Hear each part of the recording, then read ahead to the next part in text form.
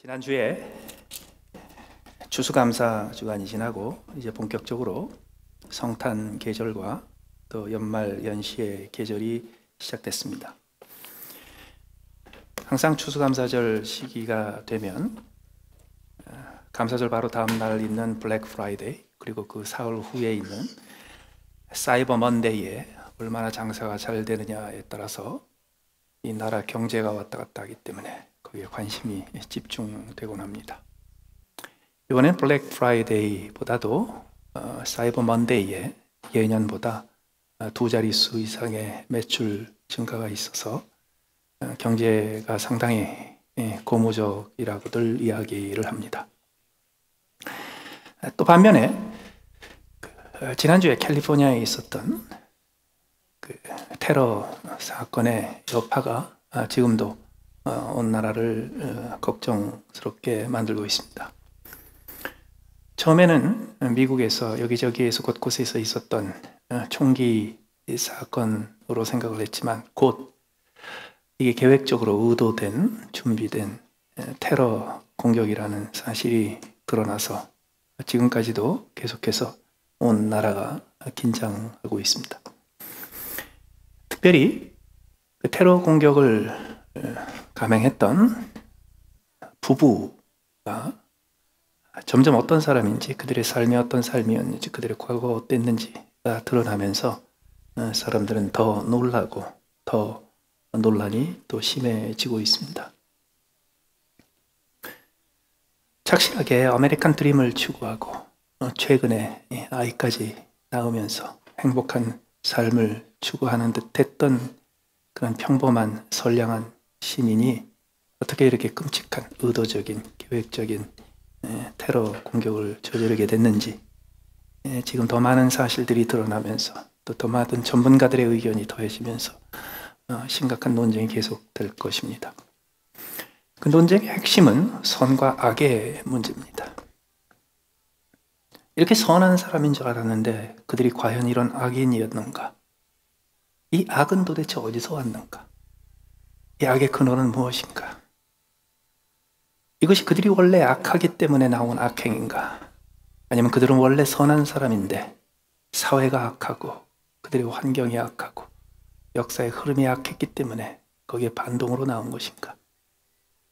도대체 이 악한 행동은 누구 책임인가?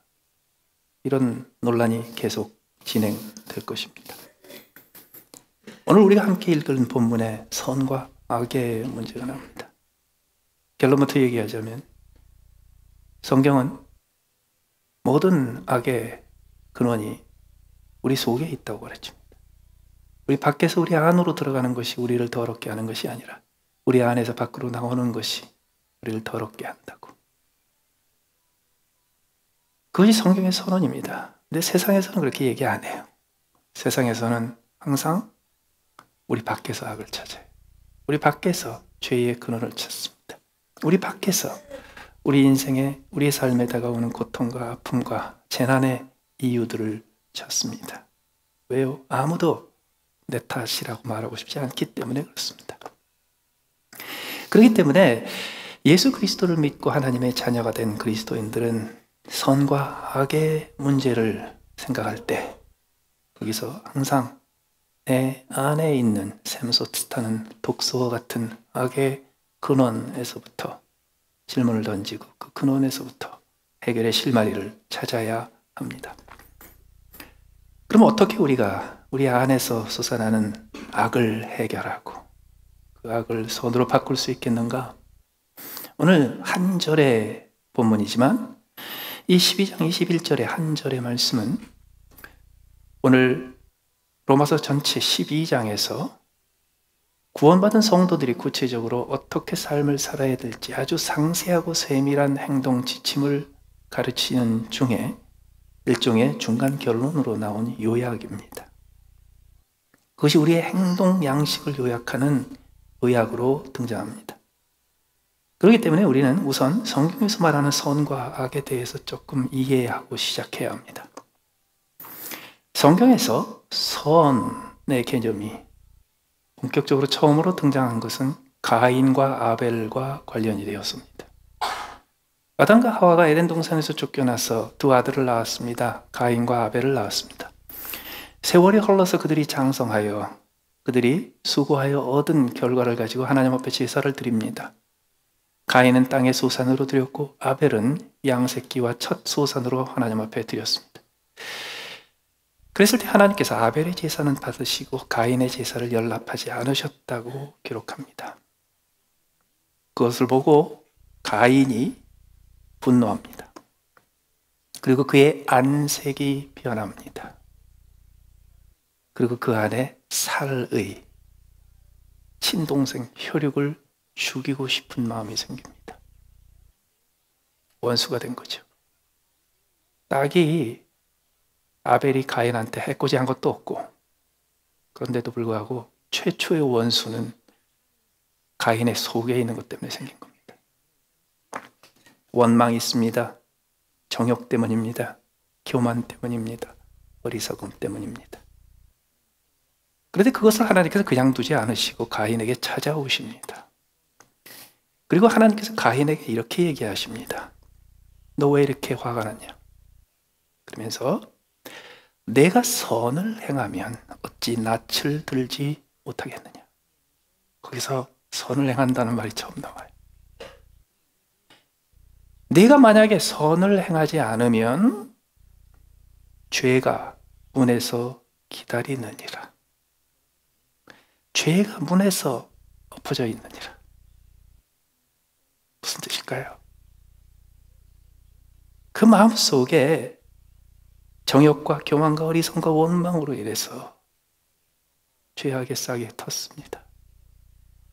그때 선을 행하지 않으면 즉각 문 열고 나가지 말자. 죄라는 행동을 하기 시작합니다. 그래서 하나님께서 가인에게 이렇게 명령을 하세요.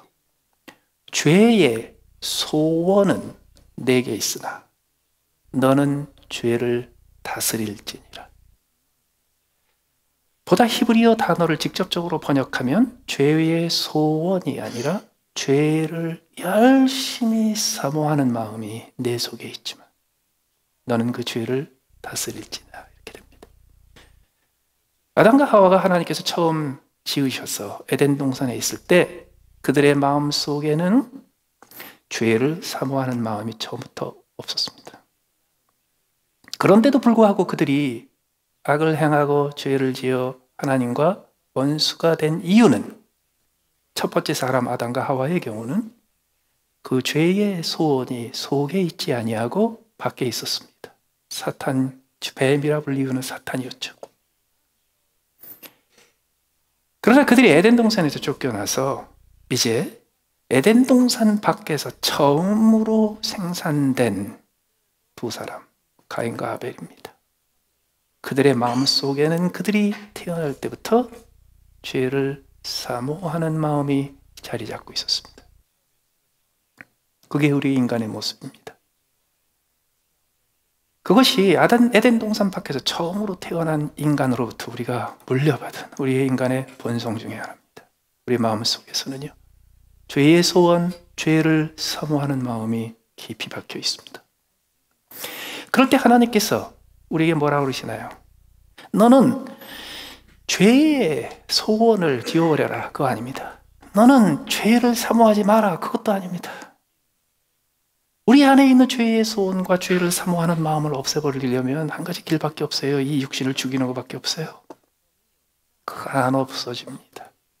그래서 하나님도 가인에게 그 가인의 죄의 소원을 지워버리기 기대하지 않으십니다. 그리고 가인한테 이렇게 명령하세요.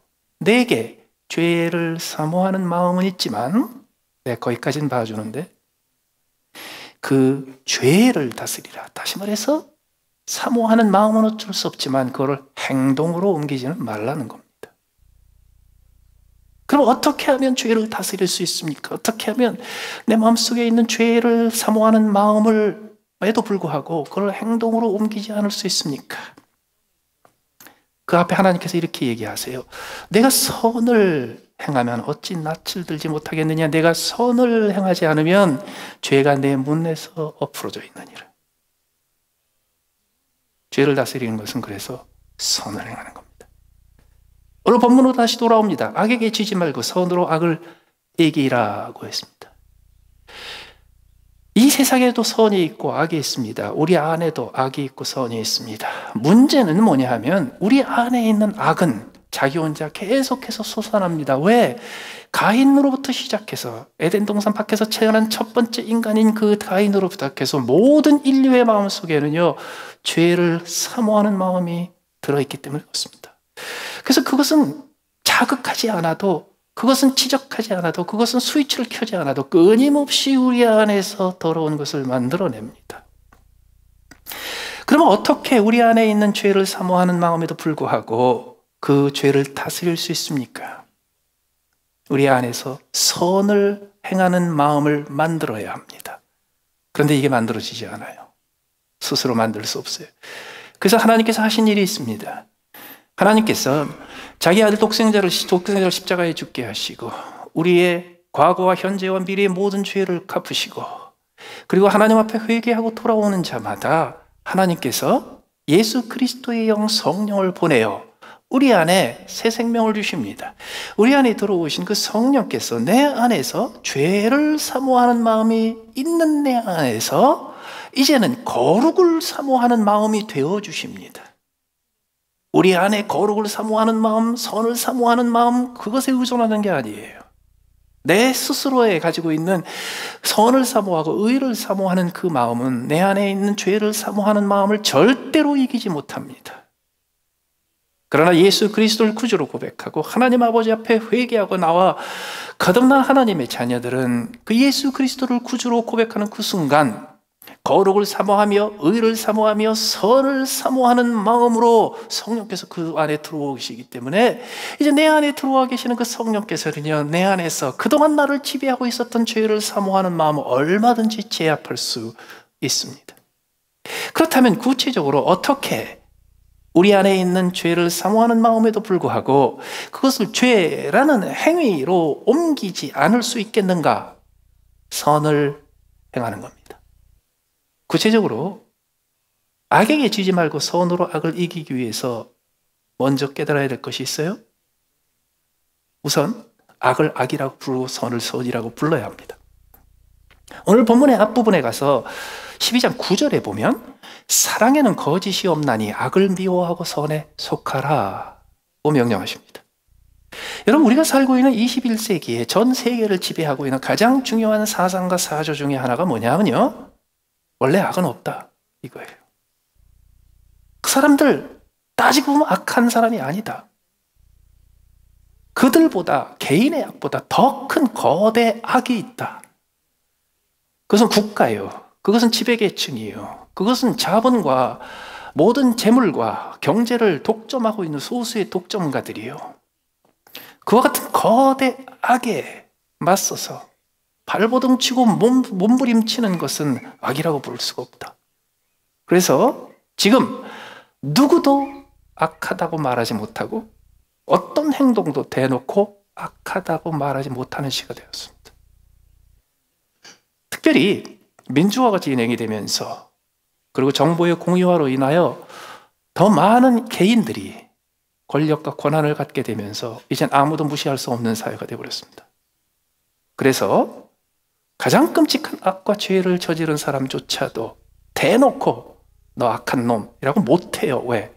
그 사람들과 동질감을 느끼고 공동체감을 느끼고 이웃이라고 느끼고 있는 사람들이 너무 많기 때문에 그래요. 그러나 성경은 이 문제에 있어서 분명합니다. 우리는 하나님의 사랑, 십자가의 사랑, 자기의 목숨을 내어주는 사랑으로 사랑해야만 함에도 불구하고 그 사랑은 거짓이 없는 사랑이어야 합니다. 다시 말해서 사랑은 절대로 진리와 타협하지 않습니다. 진리의 문제에 있어서 타협하지 않아요. 진리에 있어서 양보하지 않습니다. 기독교의 사랑은 거짓이 없는 사랑입니다. 기독교의 사랑은 진리에 근거한 사랑입니다. 기독교의 사랑은 진리를 무시하지 않습니다. 그래서 기독교의 사랑은 악이 있음에도 불구하고 그 악 자체를 무시하지 않습니다. 그 악을 악이라 부르고 그 악을 미워합니다. 그리고 진리에 근거한 사랑은 선에 속하려고 애를 씁니다. 그렇기 때문에 제일 먼저 해야 될 것이 이거예요. 악을 악이라고 부르십시오. 그거를 절대로 다른 이름으로 부르지 마십시오. 내가 하는 행동 중에 죄가 있고 악이 있다면 그것을 이 핑계 저 핑계에 대해서 합리화시키지 마십시오. 그것은 죄입니다. 그것은 악입니다. 그것은 악한 마음입니다. 그것은 악한 행위입니다. 그 문제에 있어서 양보하지 마십시오. 더 나아가서 그 악에 지지 말아야 합니다. 많은 경우 악하다, 선하다 판단 자체를 안 해요. 그런데 굳이 악한 것과 선한 것을 판단을 해야 된다면 하고 나서 그 다음에 어떻게 하냐면요, 그래 너는 악하고 너는 선해, 그러니까 너들 잘 살아, 나는 빠질게. 관여하지 않아요. 그럴 때 어떤 일이 생긴지 아세요? 그렇게 되면 악에게 집니다. 악은 미워하고 적극적으로 선에 속하는 행동을 통해서 내가 그 악을 대적하지 않으면, 그래서 나 슬그머니 관계없다고 빠지고, 슬그머니 나 혼자 깨끗하려고 빠지고, 슬그머니 그 악의 문제에 개입하지 않고 그 악이 점점 거대해지는 것을 그냥 내버려 두고 나 혼자만 선하게 살면 된다고 빠져버리면 결국은 그 악이 나를 공격해서 나를 패배시킵니다. 우리 안에 있는 죄의 소원이 열렬히 강렬히 사모하는 소원이기 때문에 그래요. 그것은 절대로 우리를 편안하게 그냥 내버려 주지 않습니다. 반드시 악에 치게 됩니다. 그럼 어떻게 해야 됩니까?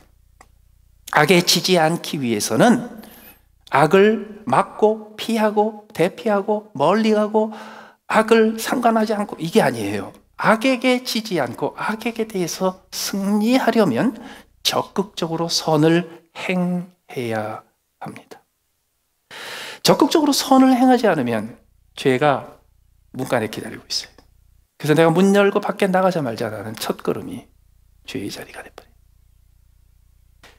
어떻게 하면 선을 행할 수 있습니까? 오늘 본문에서 선을 행하여 선으로 악을 이기는 몇몇 기준들이 등장합니다.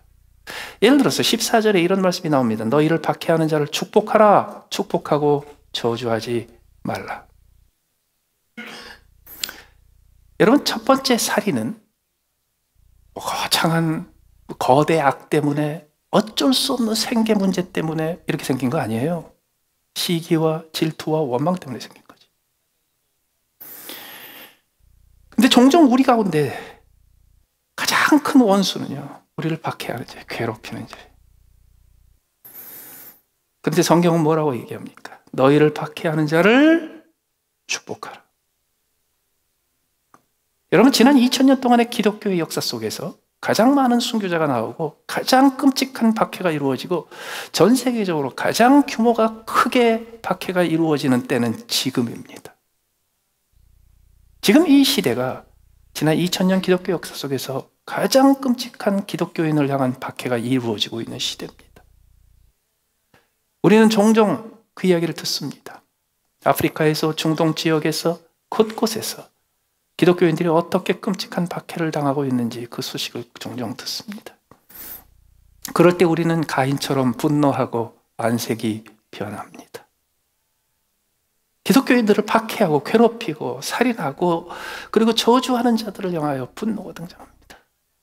그럴 때 하나님께서 뭐라고 하세요? 가인에게 해줬던 똑같은 얘기를 해주세요. 내 마음속에 죄의 소원이 있지만 너는 그 죄를 다스리라. 어떻게? 선을 행하라. 그것을 신약 성경에서 어떻게 명령했는지 아세요? 너희를 박해하는 자에게 선을 행하라. 어떻게? 그들을 축복하라. 여러분, 그게 가능하겠어요? 중동 지역에서 순교하는, 지금도 순교하는 사람들의 이야기를 들으면요, 그들이 이렇게 해요. 이웃으로 함께 오랫동안 살다가 느닷없이 종교의 이유 때문에 와서 끔찍한 박해를 하고 가족들을 죽이고 그 사람들을요, 마지막까지 축복해요. 너희를 박해하는 자를 축복하고 저주하지 말라. 축복하면 축복했는데 왜 또 저주하지 말라. 우리 너무 쉽게 우리의 죄의 소원 때문에요, 털커덕 저주의 말이 나와요. 한번 어떤 집사님이 오셔서 저한테 그러시더라고요. 집사님, 목사님, 내가 너무너무 분하고 원통하고 너무너무 화가 나서 견딜 수가 없어요. 교회를 아프게 하고 목사님을 아프게 하는 사람들을 위해서 하나님이 그들을 좀 벌 주시라고 기도해야 되겠어요. 근데 내가 혼자 기도하려고 그랬는데 아무래도 목사님한테 허락을 받고 해야 될 것 같아서 목사님한테 이 말씀을 드려요. 그래서 절대로 하지 말라고 그랬어요. 왜요? 저는 기도의 능력을 믿어요. 그렇게 기도하면 그렇게 돼요. 저는 우리 아버지의 목회에서도 많이 봤어요. 절대로 벌 주시라고 기도하지 마십시오. 진짜 끔찍한 일 벌어집니다. 오히려 뭐 해야 하라고요? 축복하라고요. 축복하라고. 16절에 서로 마음을 같이 하며 높은 데 마음을 두지 말고 도리어 낮은 데 처하며 스스로 지혜 있는 채 하지 말라. 지혜 있는 채 한다. 이건 태도의 문제죠. It's a matter of attitude. 도리어 낮은 데 처하며, 이것은 행동을 말합니다. 제게 겸손한 마음을 주소서. 제게 교만한 마음을 없애고 내가 마음을 낮추고 겸손하게 해주시옵소서. 그거 아무리 해봐도 소용없어요. 우리 속에 있는 죄의 사모함이 금방 승리해요. 어떻게 되는지 아세요? 낮은 자리에 가서 앉으십시오. 그 밖에는 이길 길이 없어요. 17절에 아무에게도 악을 악으로 갚지 말고 모든 사람 앞에서 선한 일을 도모하라. 심지어는요, 기독교인들이 구제를 할 때에도요, 가려서 하면 안 돼.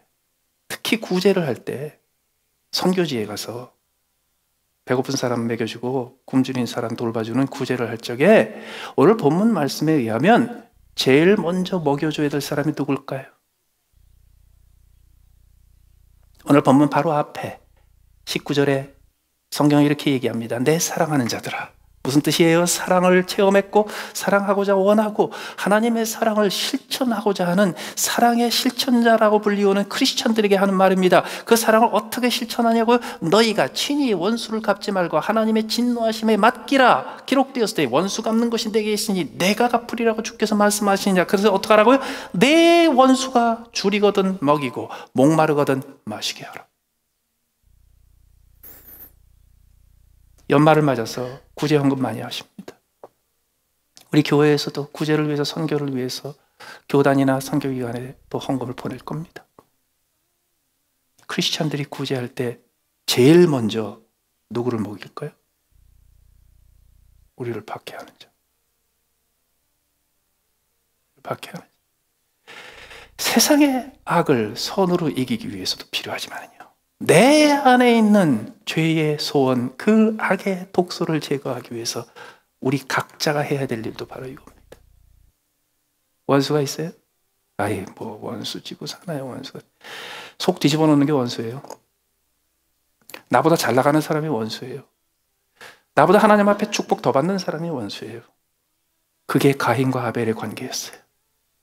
아벨이 가인한테 해코지한 거 없었어요. 하나님 앞에 칭찬 조금 더 받은 것뿐이지. 그것 때문에 원수 됐어요. 그들에게 어떻게 해야 합니까? 원수 갚지 말아요. 오히려 뭐해요? 원수가 줄이거든 먹이고 목마르거든 마시게 합니다. 그래서 해야 될 일이 있어요.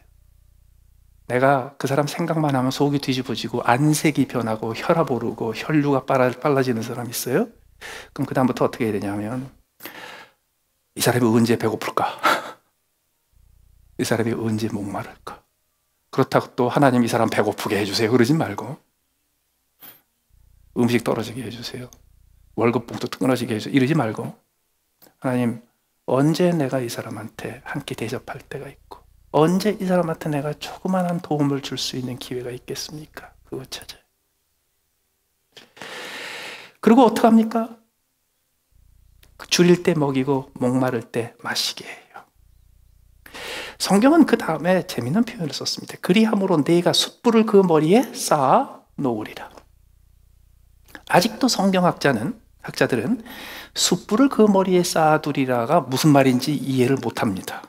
그래서 목사님들이 크게 두 가지로 설명을 합니다. 첫 번째는 그렇게 해서 원수를 간접적으로 갚는 거야. 어떻게? 괜히 어딘가 뜨겁고 불편한데 아무리 둘러봐도 뭐 때문에 불편한지 모르게 만들어요. 왜? 숯불이 머리 위에 있으니까.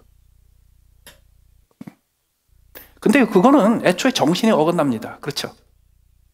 원수를 사랑하고 원수가 줄일 때 먹이고 목마를 때 마시게 하라고 그랬는데 다른 목적이 있어요. 그걸 해서 더 괴롭히려고. 이 말이 안 돼요. 또 어떤 분은 이런 얘기를 하시는 분이 있어요.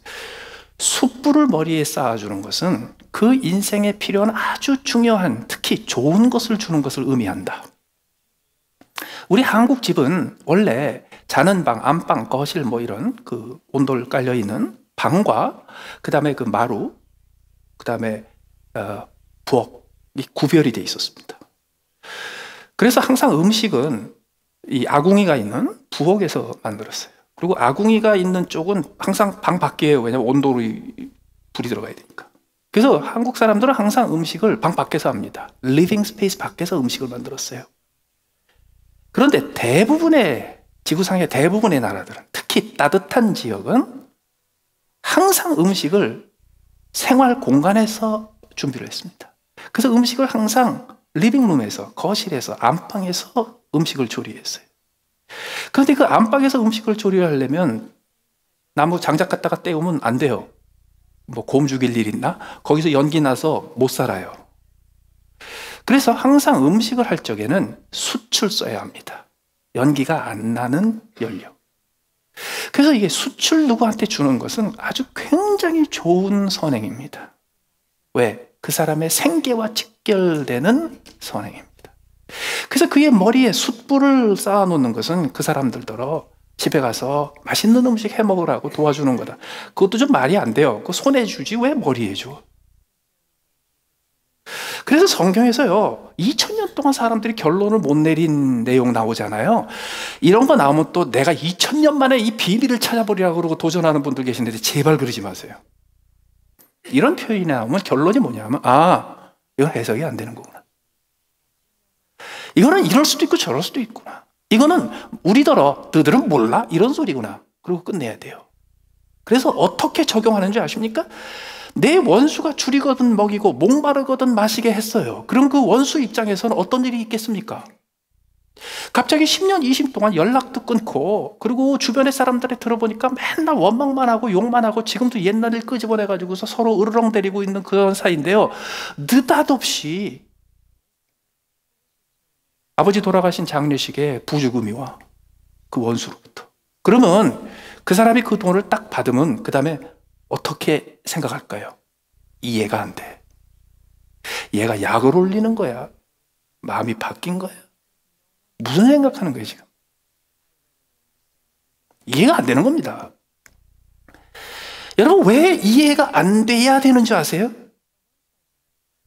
아무리 내가 질문을 해도 답이 안 되는 질문, 그 질문에 답이 됐나 보다 싶었는데 그것 때문에 또 새로운 질문이 나왔고, 그 질문은 아무리 해도 답을 찾을 수 없는 질문, 그래서 아무리 물어도 답을 찾을 수 없는 질문이 꼬리에 꼬리를 물면 결국에는 하나님께 도달합니다.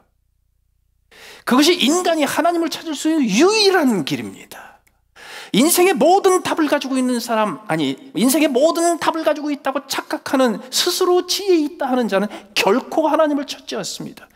그것이 자연을 연구하는 물리학자는 자신의 인생의 문제 때문에 고민하고 있는 필부와 범부에 해당되고 상관이 없습니다.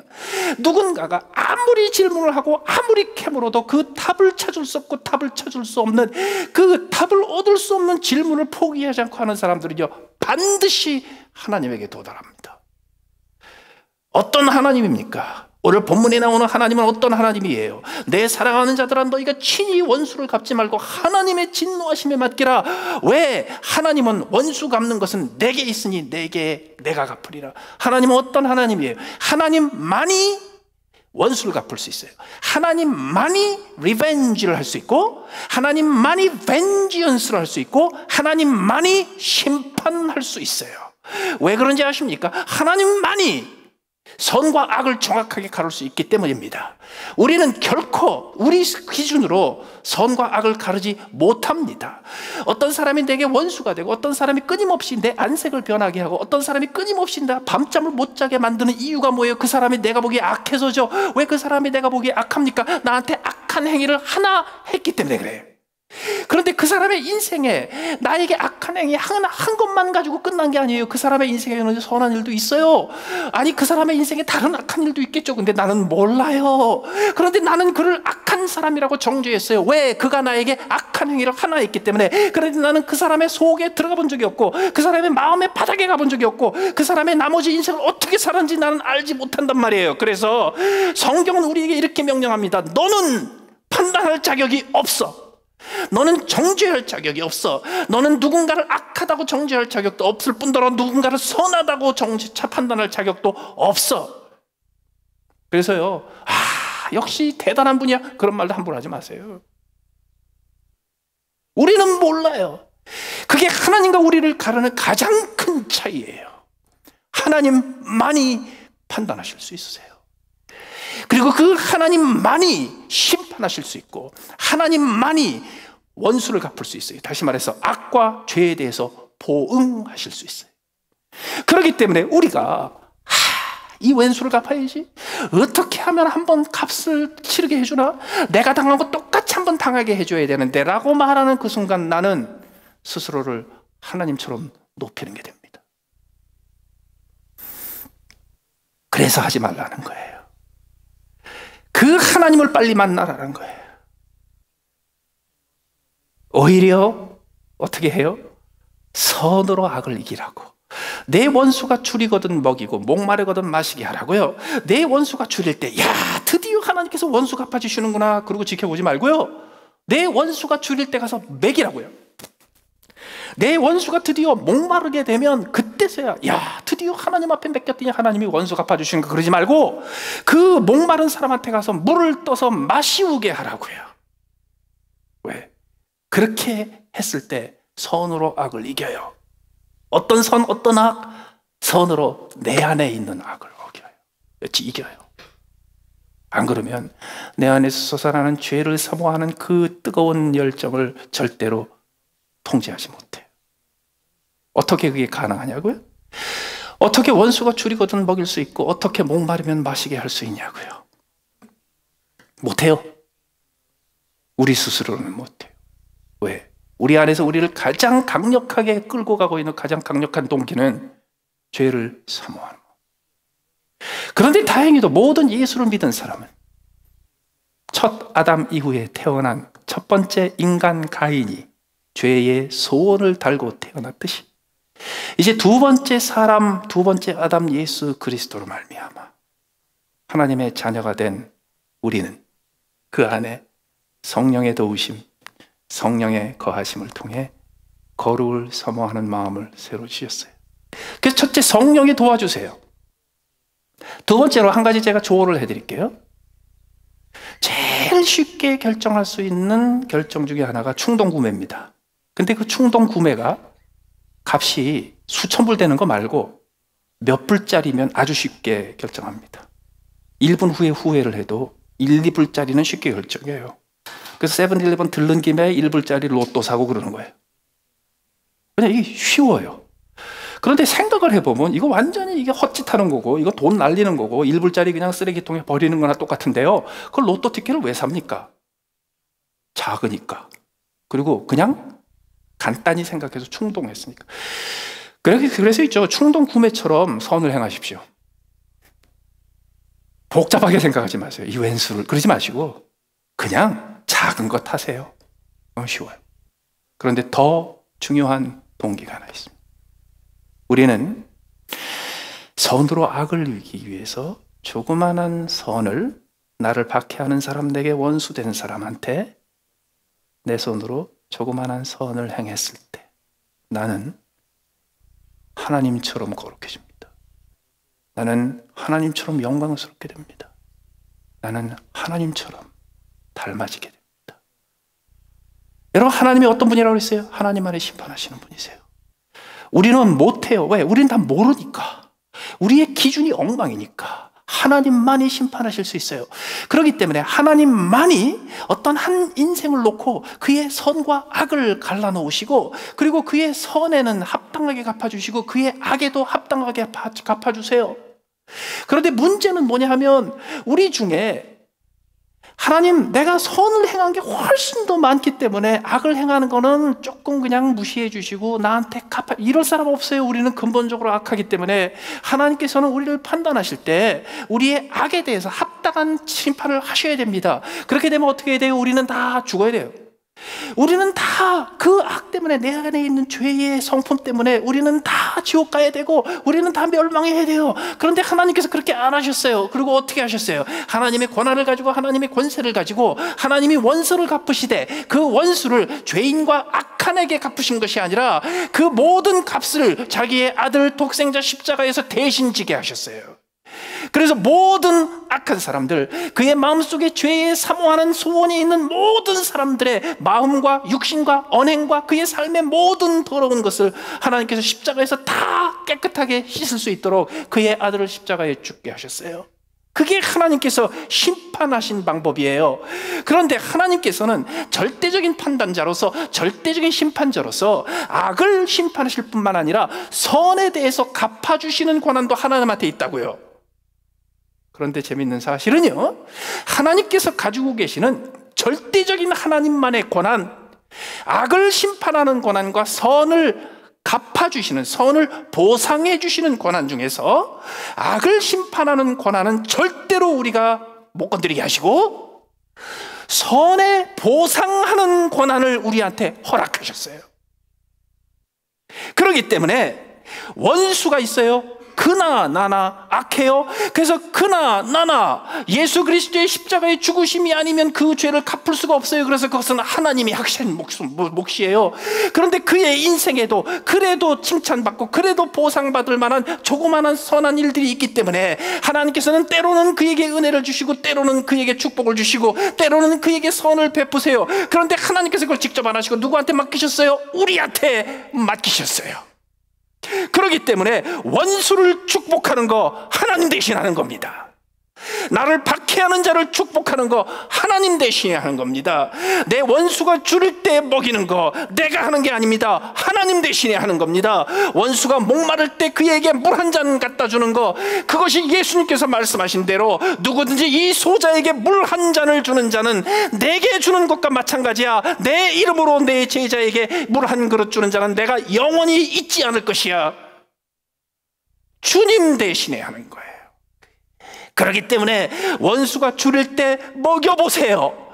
그때 어떤 일이 벌어지는지 아십니까? 하나님의 기쁨에 참여합니다. 그 기쁨은 이 세상에서 그 무엇도 주지 못하는 기쁨입니다. 원수가 목마를 때 물 한 잔 줘보세요. 그 원수는 헷갈릴 겁니다. 이 숯불이 나한테 축복인지 저주인지 헷갈릴 겁니다. 그러나 그 한 잔의 물을 마시게 준 사람은 그 순간 하나님만이 누리시는 기쁨을 누리게 됩니다. 그렇기 때문에 그 한 잔의 물을 줄 때에 그때 비로소 하나님의 영광에 동참하게 됩니다. 하나님의 권세, 하나님의 권위에 동참하려고 하는 것은 그것은 신성모독이에요. 그러나 하나님의 영광에 동참하며 하나님의 기쁨에 동참하는 것은 성경이 끊임없이 우리를 초청하는 하나님의 초청이에요. 그 하나님의 기쁨과 하나님의 영광에 동참하는 길이 무엇입니까요? 원수가 줄이거든 먹이십시오. 왜? 하나님이 하실 일을 대신하는 겁니다. 원수가 목마를 때 마시게 하십시오. 왜? 그것이 바로 하나님의 손을 대신하는 겁니다. 나를 박해하는 자를 위해서 축복하십시오. 왜? 그것이 예수 그리스도를 대신하는 일입니다. 그 축복할 때, 줄이고 먹일 때, 목마르면서 마실 때, 바로 그때 나는 하나님 수준이 됩니다. 하나님 수준의 영광을 누리고 하나님 수준의 기쁨을 맛보게 됩니다. 해보세요. 중독돼요. 해보세요. 그럼 그때부터 하나님 닮아가요. 해보세요. 그럼 그때부터 시작해서 이것이 하나님의 영광이구나. 이것이 하나님의 기쁨이구나. 그때서야 비로소 우리 안에 있는 죄를 사모하는 마음, 우리 안에 있는 죄의 소원을 다스릴 수 있게 돼요. 이 연말을 맞으면서 특별히 많은 관심이 우리보다 불우한 사람들, 우리보다 더 고통 중에 살고 있는 사람들에게 향합니다. 물론 그들의 필요를 위해서도 베풀어야죠. 그러나 그보다 더 중요한 이유가 있습니다. 내 안에 나를 지금도 묶어 포로로 굴복시키려고 하는 죄를 사모하는 마음을 통제할 수 있어야 합니다. 오히려 내 안에 거룩을 사모하는 마음, 의와 선을 사모하는 마음으로 찾아오신 그 성령님의 영향력을 키워야 합니다. 그러기 위해서 어떻게 해요? 선으로 악을 이김으로써 하나님의 영광과 하나님의 기쁨에 동참할 수 있는 주의 자녀들 모두가 되시기를 바랍니다. 같이 한번 기도하시겠습니다.